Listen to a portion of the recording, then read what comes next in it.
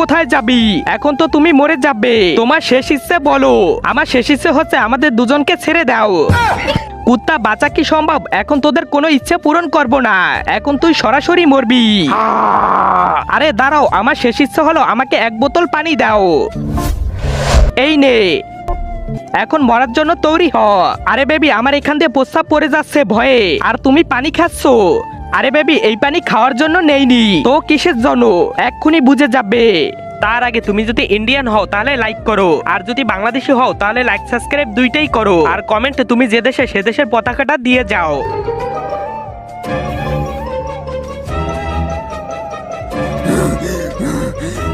ইয়া! আরে বাবা, বাঁচাও বাঁচাও। আরে বেবি, এই ডাইনি তোমাকে দেখে পালালো কেন? কারণ আমি যখন মেকআপ ধুয়ে ফেলি না তখন ভয়ানক দেখায়। বেবি উঠো, বেবি তোমার কি হলো?